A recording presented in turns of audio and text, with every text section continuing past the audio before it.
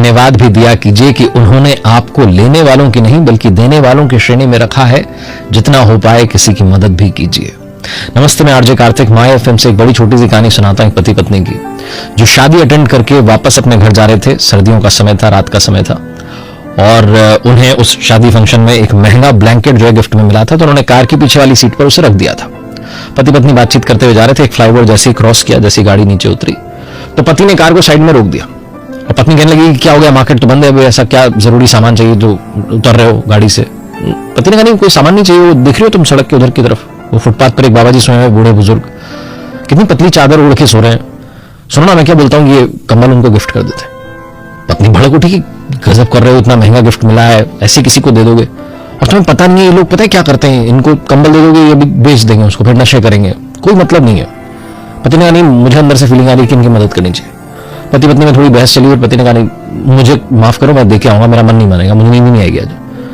तो पति फटाफट से कार में से उतरा और वो जाकर के हस्बैंड ने वो जो ब्लैंकेट था उन बाबा जी को दे दिया, और वो ऐसे धन्यवाद कर रहे थे। वापस आकर के अपनी कार में बैठ के घर चले गए।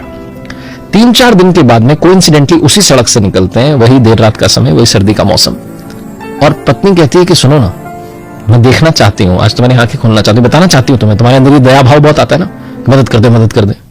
तुम्हें बताती हूँ मैं क्या किया हुआ उन्होंने। रोको, तुम कार रोको यहीं पर। उसी जगह पर कार रोक दी जहां उस दिन रोकी थी। पत्नी ने कहा, आज मैं भी चलती हूँ तुम्हारे साथ में, देखते हैं चल करके कि उन बाबा जी ने उस कंबल का किया क्या।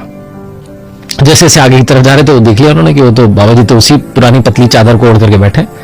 पत्नी पति से कहने लगी, मैंने बोला था ना तुम जबरदस्ती मदद करते रहते हो।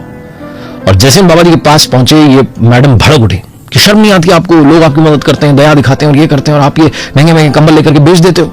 कर लिया नशा, पी ली शराब, शराब पीते हो, नशे करते हो, सामान बेच करके, ये कोई तरीका है? बहुत बोलते नहीं। पूरा गुस्सा जब शांत हो गया तो बुजुर्ग थे वो बाबा जी, उन्होंने कहा, बेटी आप मेरी बात तो सुनो। वो सामने देखो पीछे पलट के, तो सड़क के उस तरफ जो फुटपाथ थी वहां पर एक बूढ़ी अम्मा लेटी हुई थी, और ये बुजुर्ग कहने लगे कि वो जो दिख रही ना महिला, वो दिव्यांग है, विकलांग है, वो चल नहीं सकती, फटे पुराने से कपड़े हैं, लोग गंदी नजर से देखते हैं, कुछ भिक्षा भी नहीं देते, मदद भी नहीं करते, उसके पास ओढ़ने के लिए कुछ नहीं था, तो वो जो कंबल बेटा तुम मुझे देकर के गए, मैंने उन अम्मा को दे दिया। मेरे पास तो फिर भी ये फटी पुरानी चादर है, उनके पास तो कुछ भी नहीं था।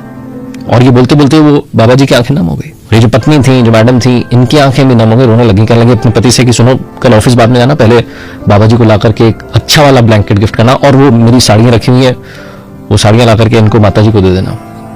जितनी हो सके हमें मदद करनी चाहिए ना।